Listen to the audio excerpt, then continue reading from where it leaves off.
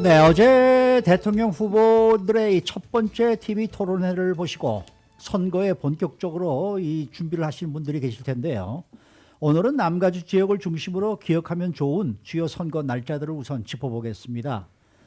그리고 저희 라디오 코리아가 지난주에 선거 관련 특별 페이지를 개설했는데 여기에서 들어가서 이렇게 보시면은 좋을 것들이 상당히 많이 있습니다. 오늘은 그러한 것들을 좀 소개해 드리도록 하겠습니다. 박경경 기자. 네, 안녕하십니까. 우선 선거 관련 주요 날짜 내용부터 좀 살펴볼까요? 가장 먼저 다가오는 날짜가 당장 다음 주라면서요. 네, 10월 5일 다음 주 월요일입니다. 그게 뭡니까? 캘리포니아주에서 유권자들에게 우편 투표 용지를 10월 5일까지는 다 발송하게 됩니다. 네, 네. 아시다시피 캘리포니아주는 이번 11월 대선에 우편 투표할 수 있도록 모든 등록 유권자들에게 다 투표 용지를 발송하죠. 네. 2천만여 명에 달하는 유권자들이 다 이번에는 신청 안 해도 우편 투표 용지를 받게 되는 건데요. 네. 그 발송 날짜가 10월 5일 다음 주 월요일이고 이때부터 사실상 우편 투표가 시작되는 겁니다. 네. 자신의 우편 투표용지가 어디쯤 와 있는지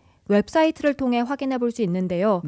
california.ballottracks.net/voter 여기에 들어가서 자신의 이름과 생년월일, 거주지의 집 코드를 입력하면 투표용지를 트래킹할 수 있습니다. 네, 그 자세한 어드레스는 저희 홈페이지에 들어오시면 좀 네. 확인할 수가 있겠고요. 유권자 등록 마감일은 언제입니까? 네, 다음 달 10월 19일입니다. 네. 11월 선거에 투표하기 위해선 온라인을 통해 아니면 메일로 등록할 수 있죠. 이 캘리포니아주 유권자 등록 사이트는 registervote.california.gov인데요. 네. 사실 이 유권자 등록 마감 날짜가 이전처럼 중요해지진 않은 게요. 이 날짜까지 못 마친다고 하더라도 15일간의 기간이 있긴 합니다. 네. 조기 투표하는 장소에 가서 유권자 등록할 수도 있고요. 심지어는 선거 당일에도 유권자 등록이 가능해졌습니다. 참 편해지긴 했네요. 네.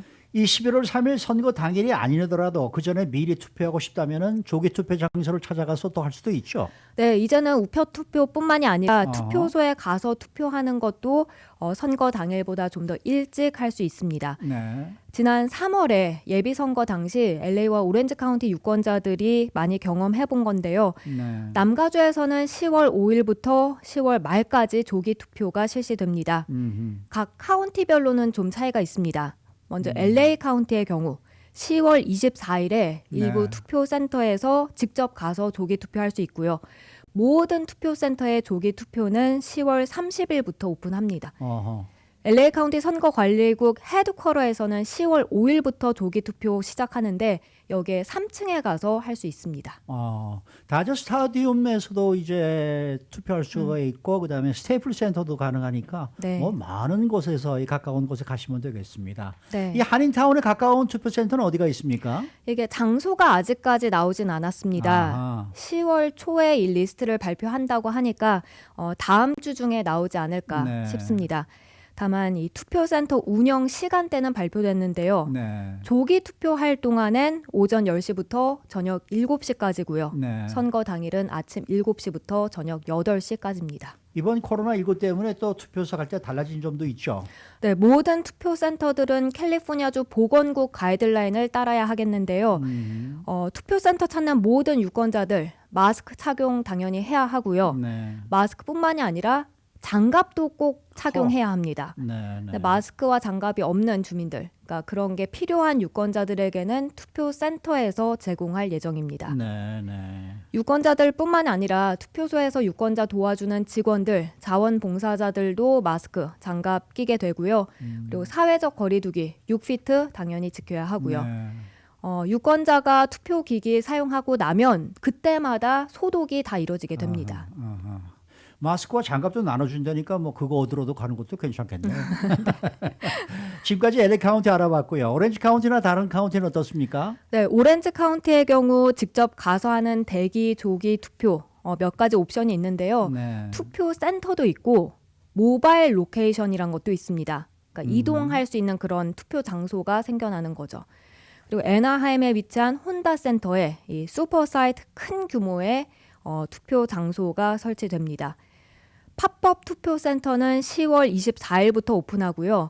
혼다 센터 포함해서 이 조기 투표 장소들에는 10월 30일까지 투표할 수 있고 우편 투표 용지도 이때 드랍오프 할 수 있습니다. 네.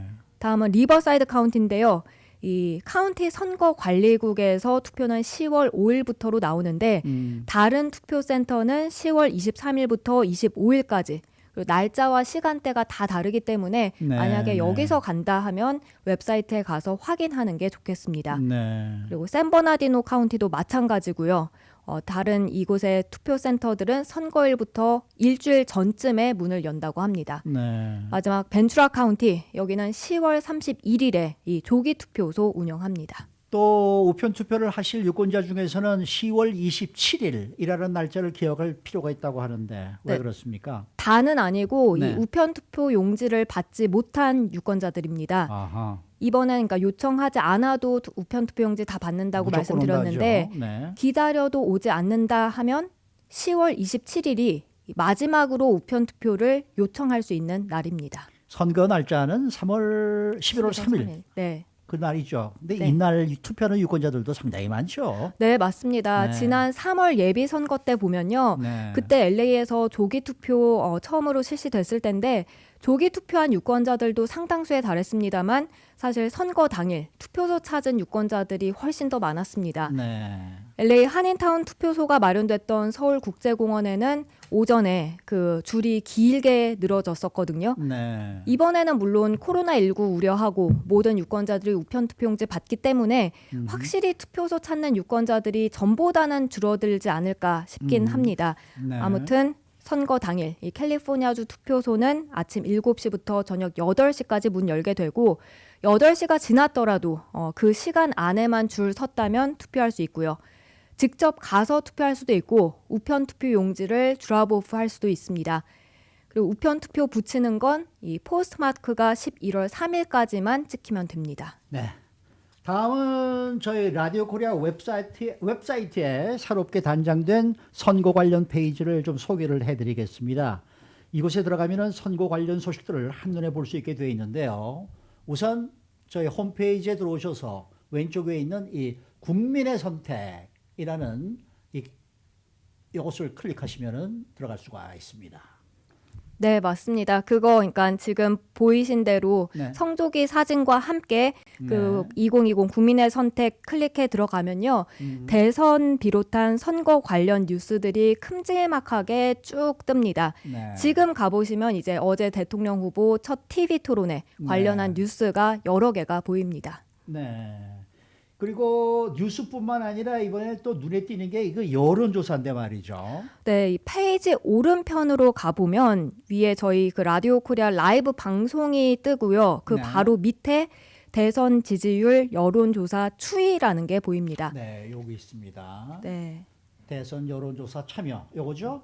네, 그거 클릭해 들어가 보시면 클릭해서 들어가 보면은 네, 거기에 그 도널드 트럼프 대통령 43%, 조 바이든 후보 49% 이렇게 나오고 이게 그러니까 최근 2주 동안 지지율 여론 조사를 취합한 겁니다. 근데 지금은 도널드 트럼프 대통령이 47, 아, 조 바이든이 53으로 바뀌어져 있네요. 그거는 잠시 뒤에 소개해드릴 그래요? 한인 관련 여론 조사입니다. 한인 관련. 네, 그 밑에 네. 보시면 네.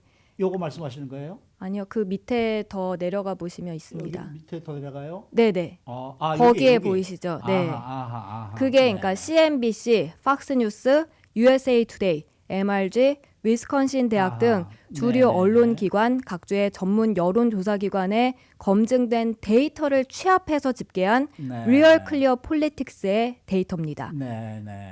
네, 그렇게 좀 더 자세히 보고 싶다면 그렇게 해서 들어가서 보고 오케이. 그리고 그 옆에 보면은 지금 그래프가 쭉 보이죠? 네네네. 거기에 보면 그게 6개 주 경합주 여론조사 여론조사. 결과입니다. 네네. 플로리다, 펜실베니아, 미시건, 노스캐롤라이나, 애리조나 그리고 위스콘신주. 네. 이렇게 그래프로 한눈에 경합주들에선 누가 우세한지 아하. 확인할 수 있습니다. 네, 이 경합주가 상당히 중요하거든요. 네.